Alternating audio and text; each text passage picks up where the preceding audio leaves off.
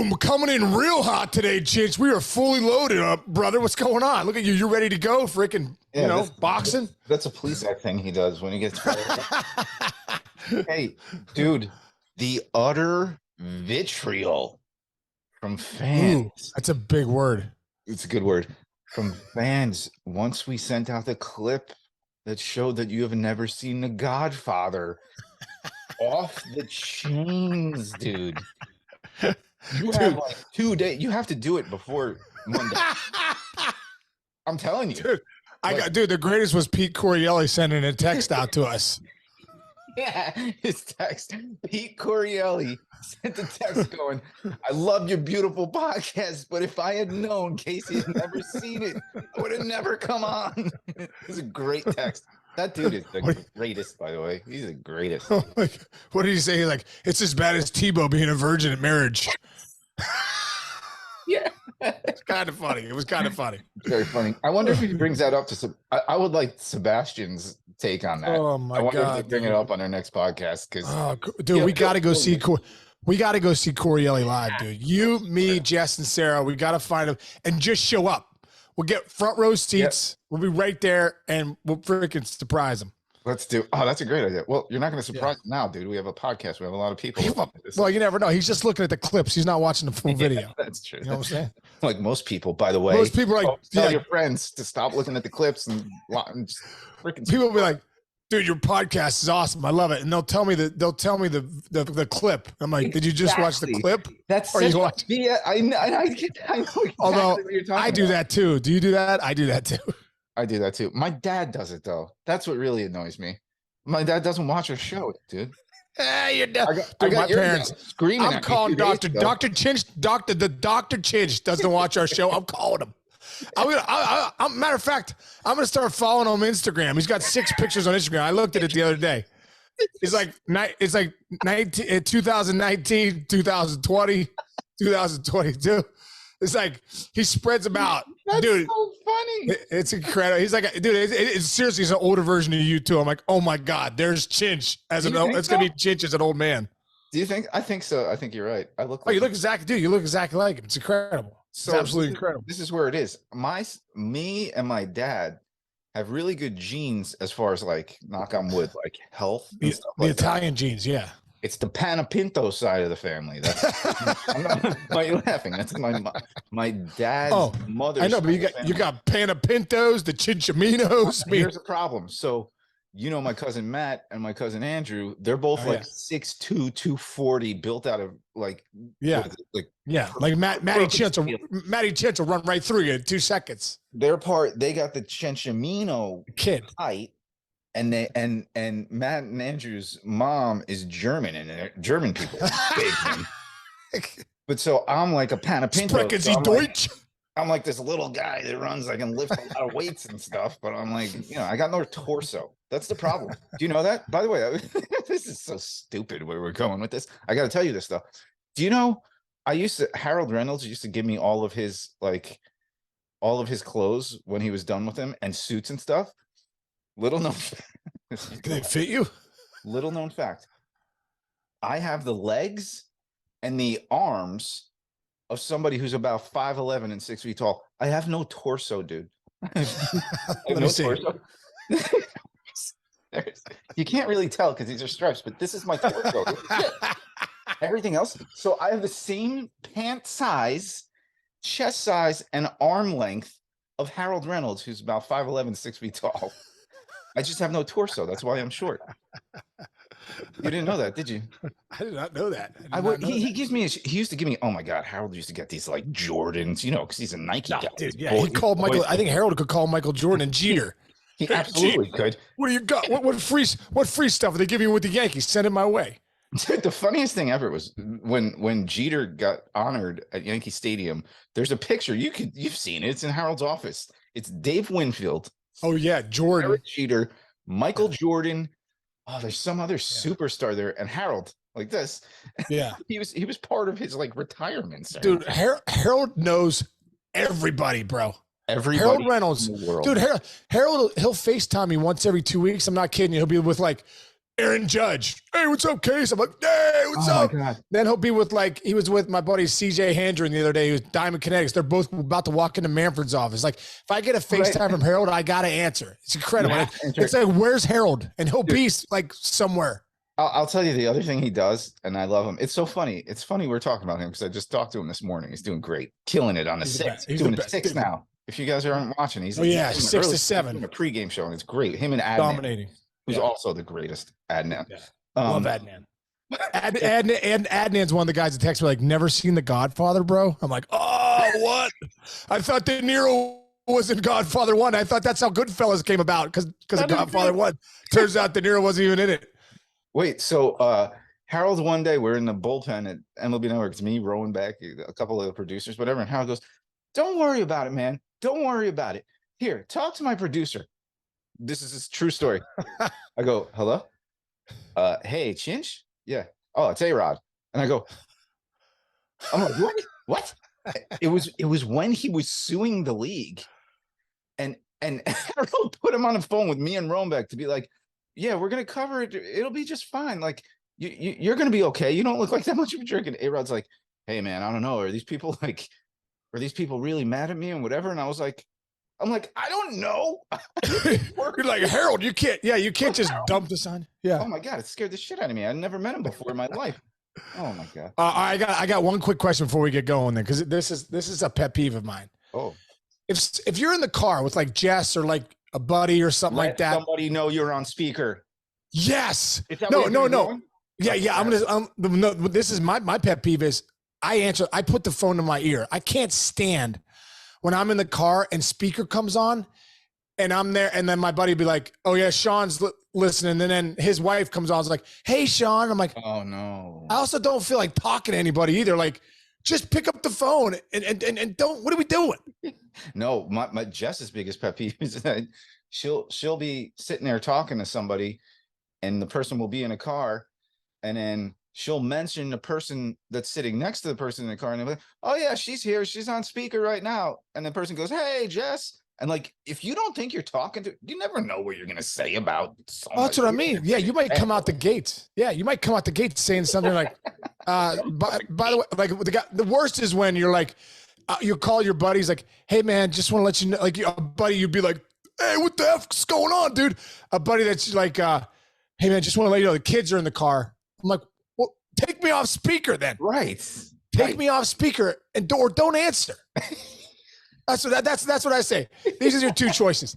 Take me off speaker or don't answer if there's people in the car and you're going to keep me on speaker. Exactly. Just throwing it out there. I don't have too many pet peeves in life. That's one of them. I like that. I like where you're going. Sarah disagrees, and Sarah does that to me. She'll be like, oh, her sister be in the car with her, and she's like, 3. Oh, and I'll hear Ashley talk, and I'm like, what are we doing? What are we doing? We got her mom in the back. We got Ashley. She's like, hey. And I'm like, hey, what's going on? And I'm thinking about, what are we going to do later tonight? And, next thing you know, hey, Ashley and Kat are in the car. Is that cool? I'm like, no, it's not cool. Take me off speaker. I am on board with that. You're right. Yeah. Let's talk about some great things. Dude. Okay, here we go. All right, you ready? There's that song. Anything you can do, I can do better. Do better. 2 days Anything? ago. Yeah, you go. Keep going. Go. I can't remember how it goes, but it goes something like that. I can do better. Anyway, that's what Judge and Ohtani are doing. Was that what Judge was saying when he went over the fence and caught the ball? So 2 days ago, Ohtani goes to New York. Boom, 117-mile-per-hour dinger, puts a hole in the back of the fence. Then, of course, Judge robs a homer, hits a bomb, robs another guy. These two guys are the faces of baseball. I would say co-faces of baseball. How's that? Well, I 100% agree. The greatest thing is game one, what does Ohtani do? 116 off the back wall. Judge the next night, Ohtani says, let me do it again. Judge goes over the wall. Dude, he bats it to himself. Yes. He doesn't even pull it back. He pulls it back, but he doesn't catch it because it hits the heel of his glove. Bats it. It catches it barehanded to start the game. Incredible. Then comes up in the first, blasts a 2-run bomb to put him up 2-0 in New York. I love it, man. We've been pumping this up, promoting it. Ohtani versus Judge. It literally, the first 2 games have been Ohtani versus Judge. Yes. They've had that big of an impact in the games, and it's freaking awesome. It's great. It's great. So we don't even have to talk more about that. I want to go to your hometown, brother. Yeah. Whoa. Dude, how about the Buccos? Come on, let's give some love, man. I know, I think the biggest things around here, what are they sitting at, Chinch? 12-7? I believe they're 12-7. But they're playing some great baseball. They're taking it right now. They're 12-7. Yeah. The Brewers are 14-5. Cubs are 11-6. So the Central has some teams that have come out with the gates, but the Pirates, man, Mitch Keller's pitching well on the top of that rotation. Johan Oviedo, who they got in the Quintana trade at the deadline. Dude, guys for real, punching some tickets. Rich Hill in that rotation, veteran presence. Velasquez has been doing okay. The bullpen's been great. Will Crow and Bednar and those guys down in the pen, lights out. And then, they are raking right now. Up and down that lineup, man. You got Brian Reynolds, who's came out the gates hot, hitting over 300. Brian Hayes had a nice job. McCutchen's raking, dude. Hitting 310. I believe he's got 4 jacks. Yeah, he's 4 jacks. 4 jacks. Carlos Santana's raking. Yeah. Connor Joe's raking. Castro. They have Sawinski hit 2 bombs the other day. Dude, listen, I know it's at 162, and McCutchen even said in the paper, I've been around long enough. Let's not get too excited. We got to handle our business. But I'm just saying, we never get a chance to talk about teams like the Pirates sometimes because they don't get off the hot starts like this. And it's fun to look and say, well, what are they doing? I've been on teams that are not predicted to do well. And then you bring in a veteran presence with a lot of good young players, and all of a sudden you see them go to another level. The Pirates were so young last year. The Reynolds is really the only, veteran guy, big-time veteran presence. You bring in G-Man Choi. You bring in, you have Reynolds. You bring in McCutchen. You bring in Carlos Santana. You bring in Rich Hill. You bring in some veteran guys that can start saying, hey, this is how you play the game. These are guys also that have played in the postseason, in the World Series. They're not just guys that are just off the streets. So I love it, man. It's a great story, a great early story. 20 games into the season. It's enough sample size to have a conversation in the mayor's office, dude. You know what I'm saying? Let's go, baby. I'm going to take it to another level. And this is another big word. My second big word of the day. Everything is cyclical. Okay. Cyclical. It always goes back to what is successful. Remember, dude, like 7 or 8 years ago, I want to say, when the full-on barrage from analytics hit baseball and guys who were 32, 33, 34 weren't getting signed anymore. They just weren't even getting signed. And I remember you specifically pounded your chest on this, and a lot of the other veteran guys I used to work with would be like, you need veterans. They don't have to play every day. You need veterans. They've done it. They know what they're doing. And look at this team. Like you said, McCutchen, Hill, Santana. Think about bringing Hill and Santana in there and what that does for your entire 23-year-old pitching staff. Right. Of story. You got a pitcher who's done it before. You saw it with the Kansas City Royals years ago. They got who was the guy? He was great on the Rays, and then he wound up going to KC, and they won. Yeah. They got the closer. Shoot. No. Oh, fuck. Whatever. Anyway, you get a veteran starting pitcher. You get a veteran guy who's caught before. I'll figure it out before the show is over. You're fired up about it. I'm so frustrated right now. Big game, James. James Shields. Yes. Yes. They always attested they won that championship because Shields went in there and taught them all how to do their bullpens, how to run sprints, when to run, what to eat, how to act, how to handle the media. You know this better than me. Dude, 99 Reds. You bring in Mike Cameron, young. Barry Larkin's already there, kind of showing everybody. Greg Vaughn comes in, best leader I've probably ever played with. Dimitri Young, Eddie Thomas, he was a veteran guy. Booney and Pokey. Dude, we were loaded with young guys. We were all there in 98. What happened in 99? Pete Harnish, you bring in Denny Nagel, you start bringing in these veteran guys. You're like, wow, this chemistry is a little different. Yeah, it's different because you got older guys teaching you how to be big leaguers, and then you got talented young kids that are, okay, let's go try that out. So love the combination, man. The best teams you see in the big leagues are a combination of good veteran presence with good young studs. Yes, and one more props to that front office who's been getting beat up for the past few years or whatever. You didn't trade your best player like I was screaming about doing all offseason. Right. Still there, and he's got that kept one. Reynolds. You knew you needed him. You knew you needed him at the end of the day. Beautiful. Hey, let's talk about young players coming back. What about Tatis comes back tonight? All those suspension, missed most of the year last year, 80 games suspended for PEDs, shoulder surgery, motorcycle wreck. It's been pretty much a mess. But I mean, dude, he went down to the minor leagues and flat out, you want to talk about fire. This guy was on absolute fire, hit over 500.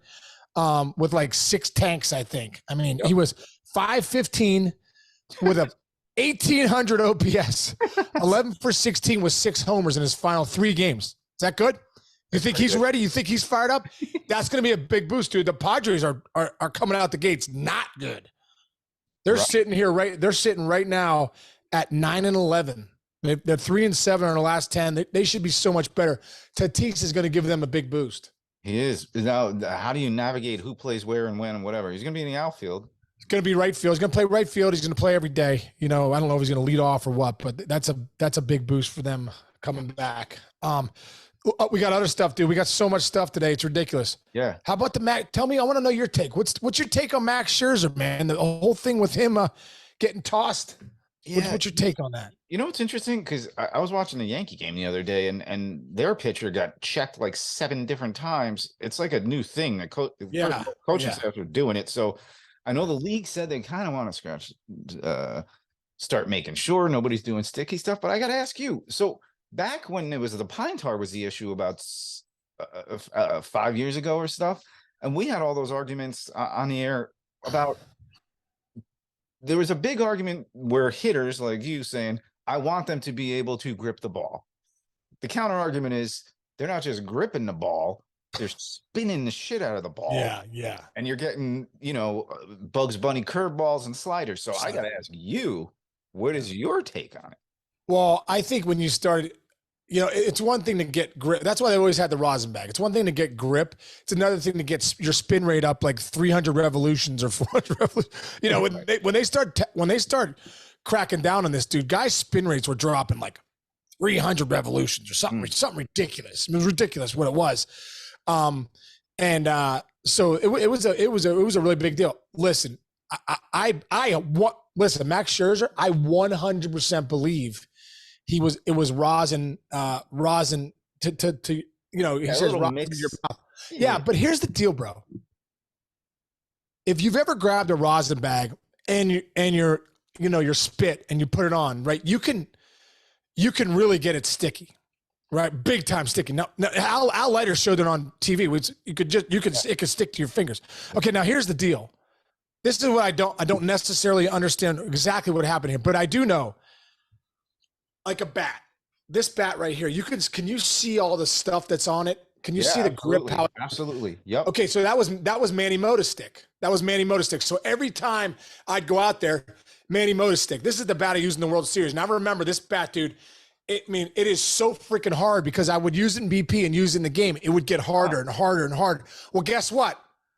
Because it didn't crack, every time I put the Mota stick on, it would get stickier and stickier and stickier and stickier. Well, the first time I put Mota stick on, I'm like, that's not bad. Then the next time, so it would get stickier and stickier. So think about this: on Scherzer's glove, if you have rosin and some sweat or some saliva or whatever, and you apply it over and over and over and over and over, it's still rosin. Right. So I'm saying, like, okay, if you do that substance over and over again, it's going to get sticky. It's going to get sticky with some sweat. With some heat, and you grab it. Right. The rule is you can use rosin and saliva. So I guess the question is, because the umps are like, that's the stickiest we've ever seen it. And I'm like, I get it. But you can manipulate the rosin and to finally get it as sticky as you want it. So I don't know if exactly that's what happened. That's what I'm guessing what happened is the more that you apply the rosin, the more you apply the heat from the sun, the sweat, you're going to get a really sticky substance. So he's going by the rules. I really believe Max Scherzer's not cheating. He's not a cheater. I was just going to say that. Great. Just 100. And he stood up and defended himself wholeheartedly, which I loved. And Phil Cuzzy's also been kind of involved in this, in Glovegate already, the umpire that tossed him. So it was a bad look more than anything. And I love what Scherzer said. He's like, dude, I'm in the dugout with the MLB official, and he's right there. So why would I go back out in the fourth with the MLB official with me in the clubhouse, in the dugout? I'm taking off the solution, and I go out there and get tossed. You know, for me, it doesn't. Hopefully, he wins that. It's a great point. It's like you always trust the guy who says, "Give me a lie detector test," because right, hide. Right, kind of like how that is. It's funny because again, like 4 years ago, that's the whole. Remember the Cole versus Bauer stuff, where Bauer was just saying, right. Cole's doing something. He's got a substance he's created, and I don't know that I don't think that's ever going away ever. Remember who was the guy, the Yankee guy Pineda had? He had really like it looked like a tar pit on his like this, dude. I told you this story, but I had a I had a guy I played with that got busted with the pine tar, and the next day during BP he comes out, I was like, Case, what do you think of this? And I'm like, he had the pomade, so he took a big thing of pomade, put it on his neck, and he was grabbing the pomade to the rosin, to the saliva. Wow, Chinch, next level, dude. I'm like, what? I go, that might be better than the pine tar, but dude, the pomade you can't see on your neck; it's clear. Right? Yeah. It's like a major league, like the old guy. Oh yeah, Bardol, Vagisil. Yeah, whatever works. Little snot. Dude, I have a story that a former all-star baseball player once told me. I think I may have told you this off the show, but never on. He said he's playing first base for a team out west. I'll say this is back in the 80s, late 80s, early 90s. And there was a pitcher who came up to the first baseman. Now you're a first baseman. He goes, "Hey, I got this idea." They took a drill and drilled a hole in the first baseman's glove, right? And put sandpaper on the inside. So whenever a guy would get on base, this guy would do one throw over immediately. And the guy would take the ball and go like this. What I'm doing is like, scuff it up. Yeah. Scuff it up and throw it back. And he said it worked, but this pitcher, quote unquote, was like the dumbest person he's ever met. And he said the very first time they tried it, boom, the guy gets on first, throws over. The guy does a thing, throws it back to the mound, and a pitcher looked at the ball and gave him a thumbs up. The guy's like, "What are you doing?" I don't want to reveal who that was, but imagine that. Nobody ever told you to cheat for him, did they? That's it. No, man. No, I play with any cheaters. Did you play with any pitching cheaters? You don't have to say their names. Like, what do you consider? Like you're saying scuffing the ball? Some of the guys with longer hair used to put some sort of greasy substance in their hair. Bro, here's the deal, Chinch. This is where the situation here gets so dicey. I feel like every pitcher was doing something. Maybe not everyone, but it was just it was accepted. It was just like it was like taking greenies, back in the day. Like good, I don't know, everyone did it. You know what I mean? Like just, a lot of guys did it. You know what I mean? So like to get you up for the game, 162. Same thing with a lot of pitchers. They're using some substance. I remember I played with a catcher that used to have the pine tar on his shin guard. So he'd catch the ball, or on his glove. He'd catch the ball and or pull it off his shin guard, put it on his hand, and give it back to him. So, so at the end of the day, I think the fact that we've started measuring spin rate, I think the guys did go to another level in these last 10 years, but the fact that they're starting to measure the spin rate really showed that these guys are using some substances that is at a next level. It's so interesting how baseball is like a little different, and like if you cheat, you get such an advantage. Like pitchers who scuff the ball, it's a huge advantage. If we saw like the Astros knew what pitches were coming for 3 years. They were the best offense in baseball. Right. Like it's funny, like those little edges you get. That can win you 20 games over the course of 162. Because it's a game of deception. It's a game of deception. You're not supposed to know what's coming. That pitcher's trying to make you look. He's trying to shape the pitches. The shape of a four-seamer comes in the same as the shape of a changeup. The rotation's the same.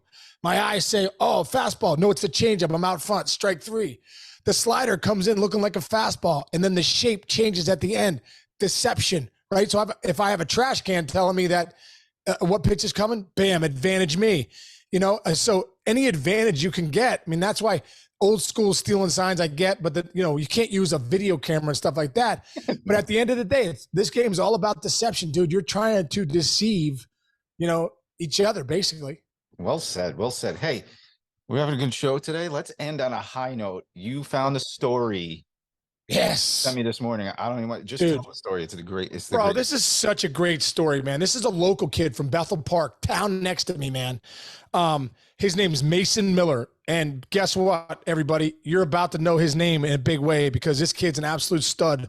One of the top prospects for the Oakland A's.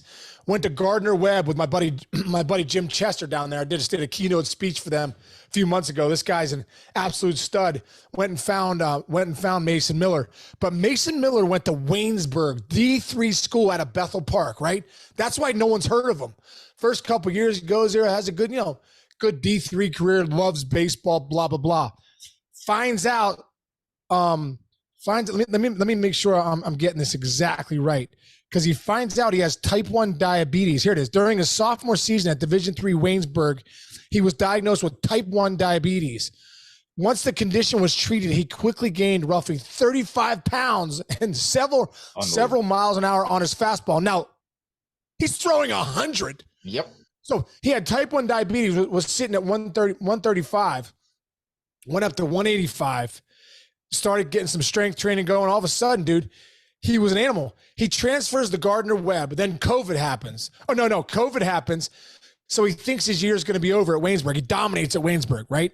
He said his starter's career is over. But COVID happens, which turned out to be the biggest blessing for this guy because NCAA allowed everyone to have one more year. Transfers to Gardner-Webb and flat out dominates. 100-mile-an-hour pitch. He developed a slider this offseason. I mean, not a slider. Always had the slider. Developed a nasty cutter, 93 or 94-hour cutter in the Arizona Fall League. Dude, this guy pitched his first big league game last night. 4 1/3, I think 4 hits, 2 runs, punched 5 tickets. It's just a great story, dude. A great story from D3 to type 1 diabetes to D1 to pitching for the Oakland A's last night. Mason Miller, going to be an absolute thoroughbred. If you're out there in fantasy, go pick him up because it's going to be a great, great pickup. Yeah, such a great story, man. Such a good story. Always good note to say, you never want to do that annoying doctor visit once a year, but go get yourself checked. You never know. You might as well. You might end up throwing 100 miles per hour in a big league. Yeah. You might have type 1 diabetes, and the next thing you know, you're freaking putting on 35 pounds of muscle and be in the big leagues next year. Yeah, that's crazy. Imagine 35 pounds in 3 weeks. I don't know. Oh yeah, well, dude, you can look like Jabba the Hutt if I did that.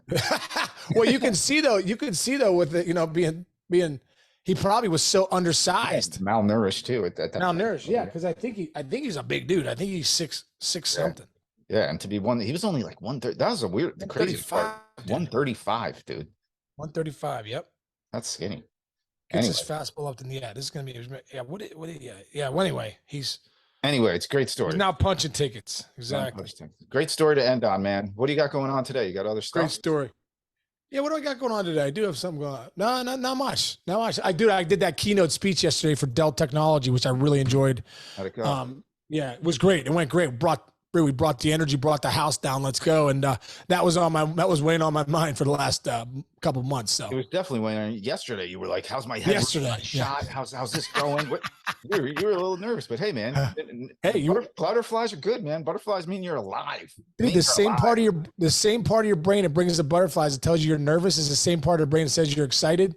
So I was nervously excited, bro. Nervously excited. All right, it was good. All right, man. What are you doing, Chinch? You doing anything today? I might watch The Godfather. I'm not kidding. I'm gonna try and lock it in. I know. I'm trying to. And it's a bad dad movie. My son Andrew's never seen. My kids have never seen The Godfather. It's bad. I know it's bad. It's bad. I'm a bad dad, but I gotta do it myself first. Attraction, not promotion. You know what I'm Love it. All right, I'm gonna go. I gotta go take Macy out. I hear her barking upstairs. She's all fired. Okay. I'm gonna do that. All right, bro. All right, bro. Have a great day. Love you, man. Hey, everyone out there, thanks a lot for joining. And also breakthrough-pro.com. Don't sign up and join me for an 8-week mental performance program. Let's get it. See you, Chinch.